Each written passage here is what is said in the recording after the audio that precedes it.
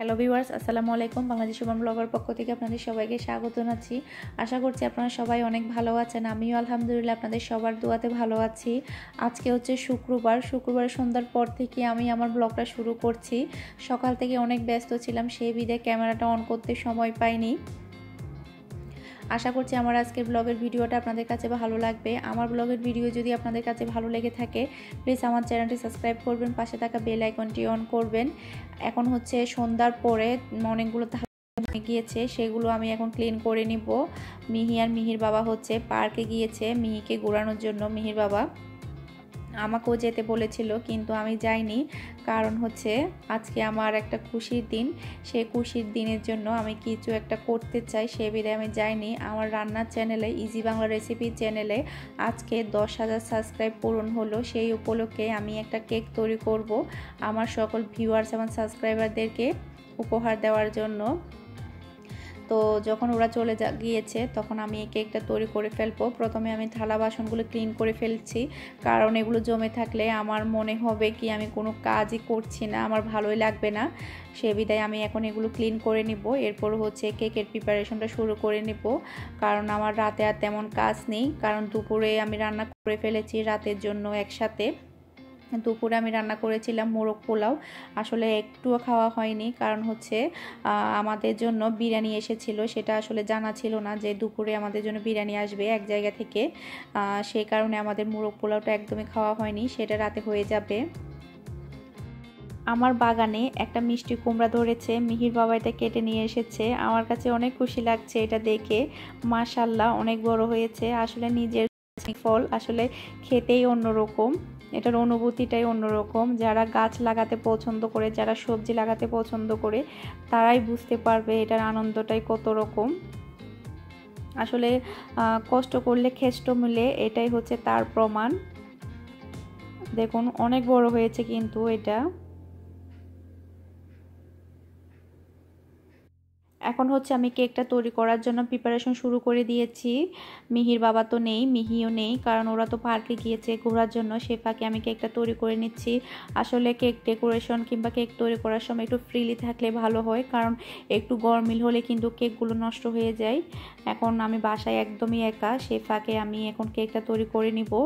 আজকে আমি 8টা ডিম দিয়ে ব্ল্যাক ফরেস্ট কেক তৈরি করব। আমার ডিমগুলো সাইজে একটু ছোটো ছিল, সে বিধায় আমি এখানে 8টা ডিম দিয়ে তৈরি করছি। যদি ডিমের সাইজটা বড় থাকতো, সে বিধায় আমি এখানে 6টা ডিম দিয়ে তৈরি করতাম। আসলে আজকে আমি কতটা খুশি সেটা আজকে আপনাদের সাথে বলে বোঝাতে পারবো না।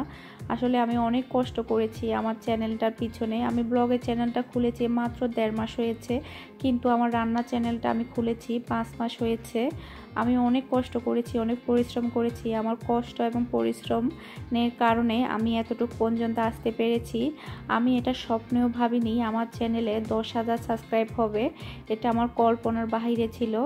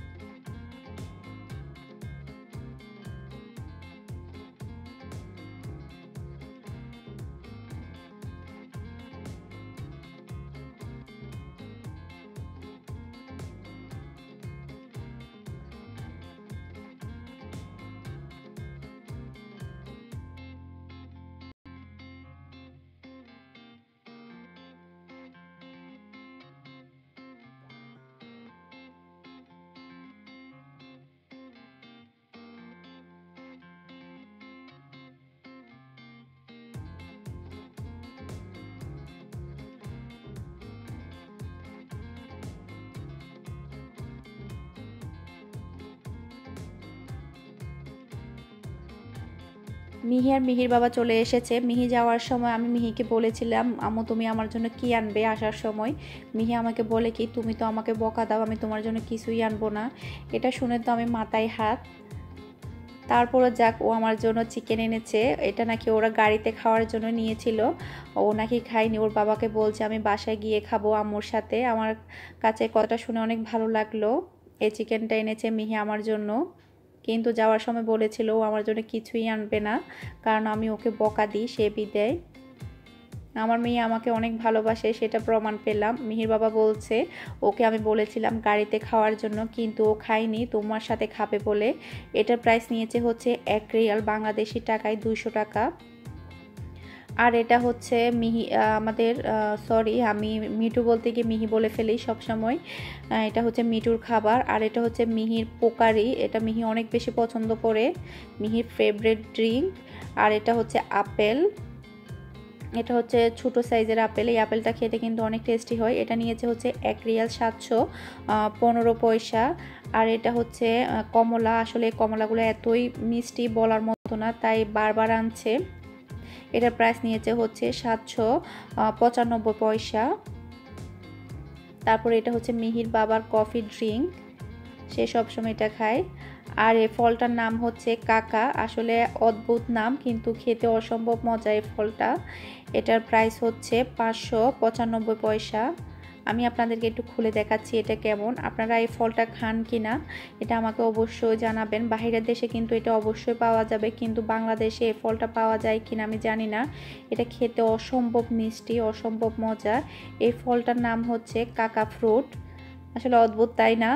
কাকা ফ্রুট নামটা অদ্ভুত, ভালোই লাগে এই ফ্রুটটা। আমরা সবসময় খেয়ে থাকি এই ফ্রুটটা। মাত্র 3টে এনেছে। আর এটা হচ্ছে মিঠুর কাঁচামরিচ, শুকনা মরিচ। কাঁচামরিচ বলতে যে কাঁচামরিচটা লাল হয়ে যায় সেটা মিঠু খায়, লাল মরিচ। আর এটা হচ্ছে আমাদের জন্য ঝাল কাঁচামরিচ। এটা প্রাইস নিয়েছে হচ্ছে 205 পয়সা। আর এটা হচ্ছে পেয়ারা, অনেক বড় সাইজের। এটা প্রাইস নিয়েছে হচ্ছে 875 পয়সা।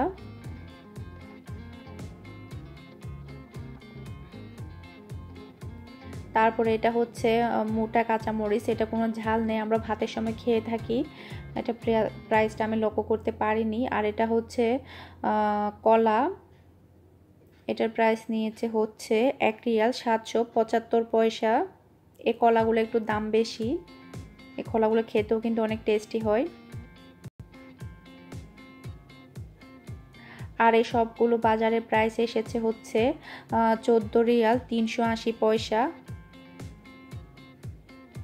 3000-এর কাছাকাছি বাংলাদেশি টাকায়।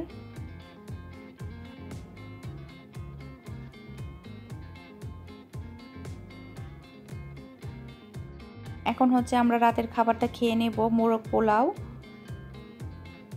আমরা কিন্তু দুপুরে একদমই খাইনি, আমাদের জন্য এক জায়গা থেকে বিরিয়ানি এসেছিল, সেটাই আমরা দুপুরে খেয়েছিলাম, সে বিদায় আমারটা খাওয়া হয়নি।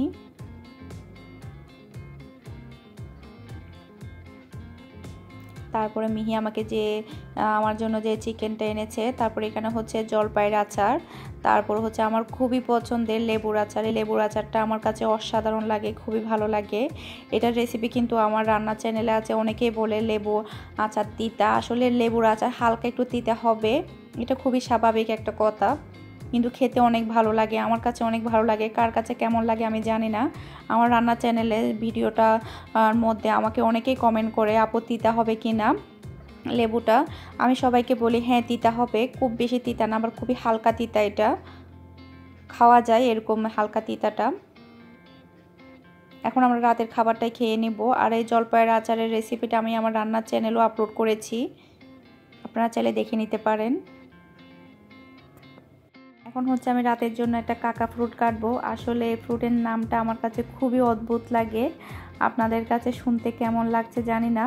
আসলে এই ফ্রুটটার নাম হচ্ছে কাকা ফ্রুট, খেতে কিন্তু অসাধারণ, অসম্ভব মজার। আমরা হচ্ছে প্রতিদিন রাতে দুধ তারপরে হচ্ছে ফ্রুট খাই। আসলে আমাদের শরীরের জন্য দুধ আর ফ্রুটগুলো কিন্তু অনেক বেশি জরুরি। ভাত কম খেয়ে যদি আমরা দুধ আর ফ্রুটগুলো খাই তাহলে কিন্তু আমাদের স্বাস্থ্যের জন্য অনেক উপকার। ফ্রুটের গায়ে কিন্তু একটু হালকা কালো কালো দেখা যাচ্ছে, ওটা কিন্তু কোনো সমস্যা না, ওটা কিন্তু পচে যায়নি ফ্রুটটা, এমনিতে এটা একটু কালো। তারপর আমি এটা ফেলে দিব।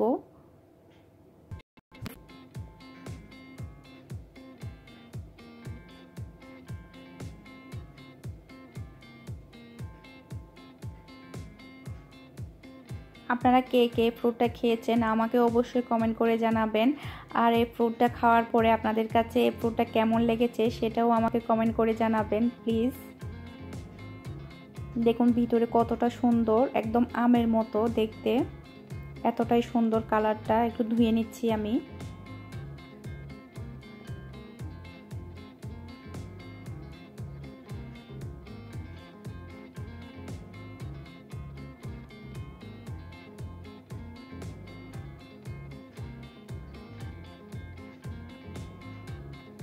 আমি একটু হালকা কালোটা ফেলে দিচ্ছি, আসলে এটা ফেলার প্রয়োজন নেই, তারপর আমি ফেলে দিচ্ছি।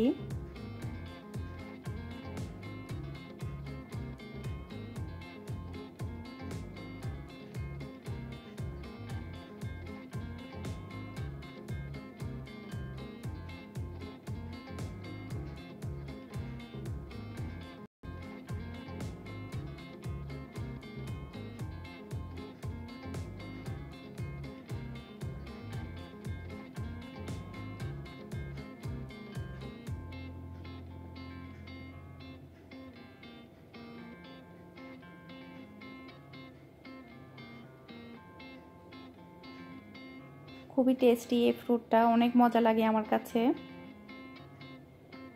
আশা করছি আমার আজকে ব্লগের ভিডিওটা আপনাদের কাছে ভালো লেগেছে। আমার ব্লগের ভিডিও যদি আপনাদের কাছে ভালো লেগে থাকে প্লিজ আমার চ্যানেলটি সাবস্ক্রাইব করবেন, পাশে থাকা বেল আইকনটি অন করবেন।